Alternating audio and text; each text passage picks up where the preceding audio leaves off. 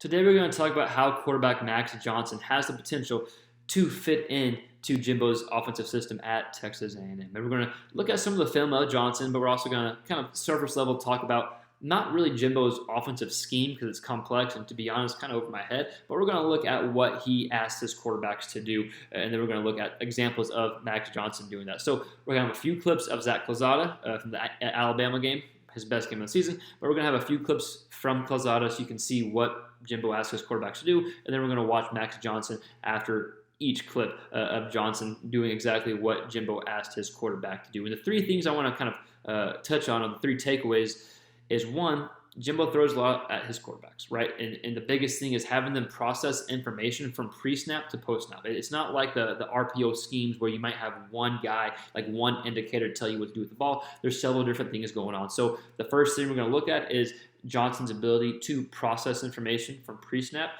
to post-snap and then make an accurate and smart throw. And that's something whenever Johnson's playing good football, that's something he does really, really well. It's all those underneath throws. And then on top of the underneath throws are the throws downfield. Now, while A&M has missed some explosive throws downfield lately, that is part of the offense. Whenever Jimbo's offense is up to par, you have the underneath throws that require a lot of patience, but the ability to process defense, and then you have the deeper throws, not just the bombs, but the 10 to 15-yard digs, right? Those are throws downfield that I would consider, and that's something Johnson has the ability to do, so we're going to look at that. And then you'll see in Jimbo's offense, the quarterback's going to have to move a little bit. You don't have to move a ton, but the more mobile the quarterback is, the more Jimbo can do with his offense. So you have some play action, some bootlegs, and while the videos I was going to upload of Max Johnson for that reason weren't really working with the bootleg stuff. But if you go just look up Johnson, he does have the ability to bootleg into play action and to get outside the pocket and throw. I did put a clip of him running just so you can kind of see his athletic ability. So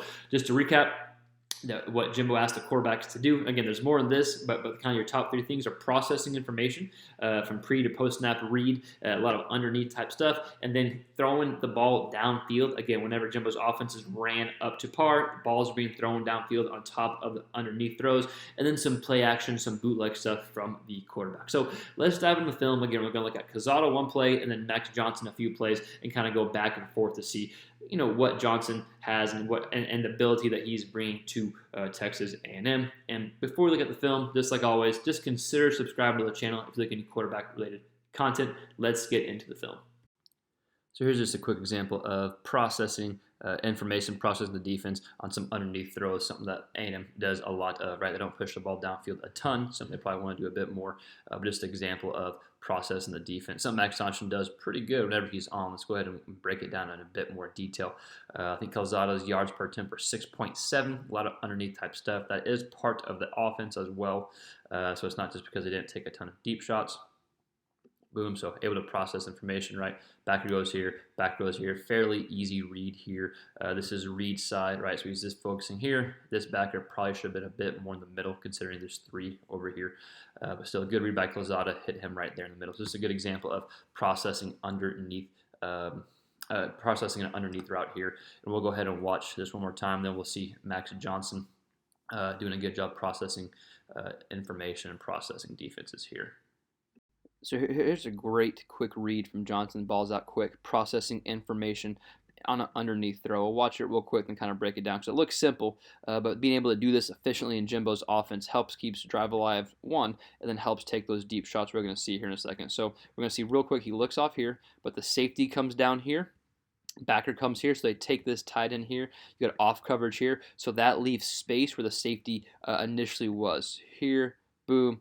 Ball's right here, right? So you got off coverage, safety's down here, backers here. We got two guys in the tight end. Good quick read by Johnson on an underneath throw here on a slant. The ball's out quick before the DB can break on it and gets a first down. Let's watch the behind the center angle real quick. I think it's going to give us a good look as well as what Johnson is seeing.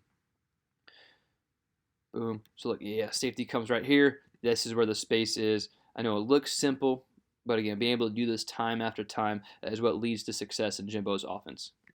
So here's another quote-unquote easy-looking throw, but it's a good example of still processing information, making a quick read. We'll watch it and kind of break it down.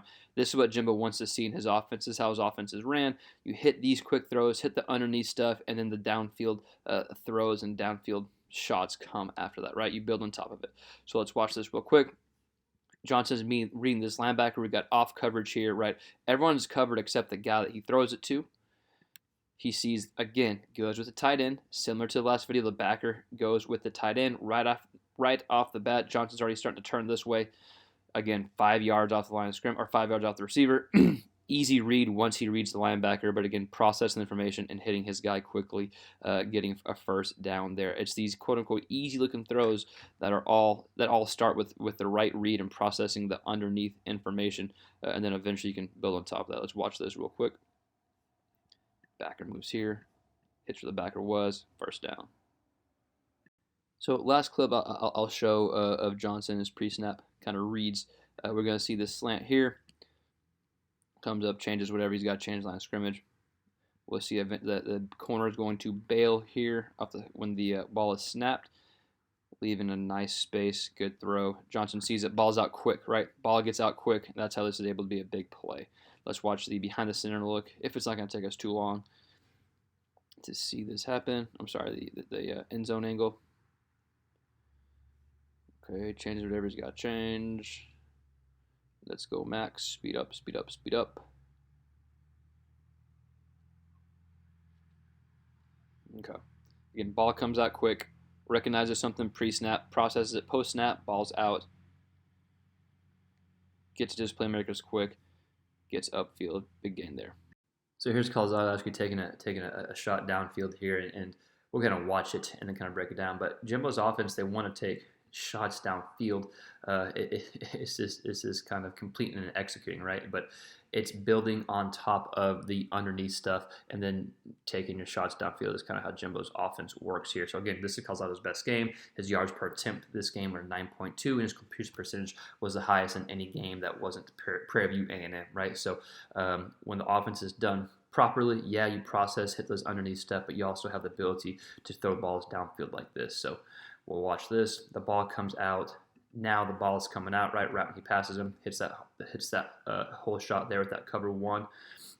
Attacking where the weakness of that defense is. Cover one is going to be that seam route, and kept the defender in the middle of the field. Let's go ahead and watch the behind the center angle as well, so you kind of get an idea for it. But again, the takeaway here is the offense does want to complete shots downfield after they build on top of the underneath stuff. So again, we'll watch Johnson and his ability to complete the ball downfield, because his yards per attempt are almost a yard higher than Calzado's, and LSU did push it downfield probably a bit more and more successfully than A&M did this year. So let's go ahead and watch Johnson.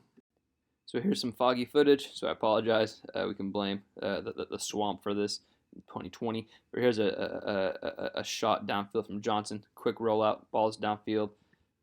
Hell of a catch too, but a good deep ball. Let's go ahead and watch this one more time. This was a big point in the game. LSU was down.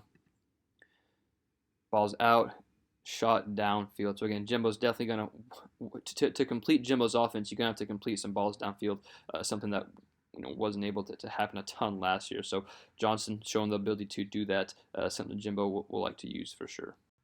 So while this play isn't a quote-unquote bomb downfield, it's still a downfield-ish throw that leads to a touchdown. And I think Aggie fans know Johnson can push it downfield when needs to, right? Just ask them about the last throw of the game from Johnson to beat them this year. But I digress. Let's go back and break this down a little bit, because it's a downfield throw. It's not quote-unquote underneath. It's not a quote-unquote bomb. Man coverage. Ball is out on a little deep dig route here. Able to hit his guy in stride and then get upfield. The ref does a good job setting a pick there for UCLA, but still accurate throw downfield that even though it's not a quote-unquote bomb, we can still go ahead and count it as being more of a downfield throw than some of these underneath throws that we saw. So the accuracy, 1, underneath, and 2, on deeper throws, even though it's a 10-ish yard dig or so. We'll watch it here so you can see the accuracy downfield. And again, there are plenty of bombs that Johnson threw this year that you can find, but I wanted to show one that had a bit more accuracy involved, kind of downfield. Boom, yes, touchdown. So again, this throw may not be a quote-unquote shot, but it is a downfield throw, and it's a long-ass throw. So I wanted to show this because he doesn't have the arm Calzado's got, but he's got plenty of arm to make any throw he needs to make in Jimbo's offense, right? So notice he takes a hit and delivers the ball from the right hash of the field all the way outside the numbers to the left side of the field. We'll watch the end zone angle.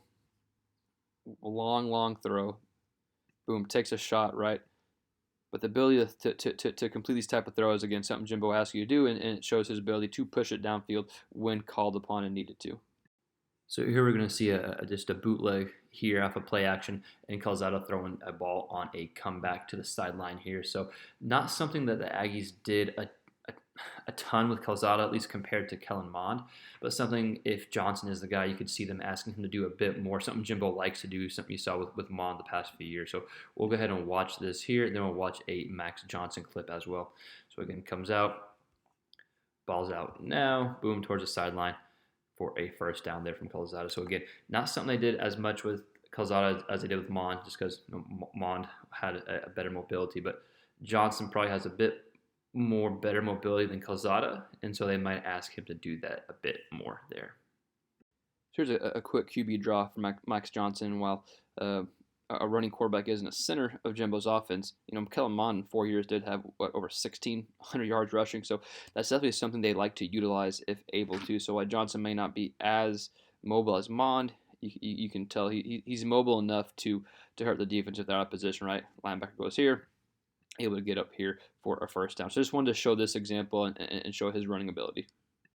So just to recap, I think the biggest thing that Jimbo's going to ask the quarterbacks to do is process a lot of information and do it quickly and make the right decision, right? That seems kind of duh, obviously. But if you go back and watch his offense, getting those underneath throws and completions going really will help some of those deeper throws. Not even the bombs, just those deeper 10, 15-yard digs, deep outs, whatever it may be. So again, just an example of what Jimbo asks his quarterbacks to do, and then several examples of Max Johnson showing he has the ability to do that. But I want to hear from you. What do you think about Max Johnson's transfer to Texas A&M? How do you think the fit is going to be? Let us know in the comments below. And again, if you like this video, just consider liking and subscribing, all the YouTube stuff. We'll see you next time on the next quarterback-related video.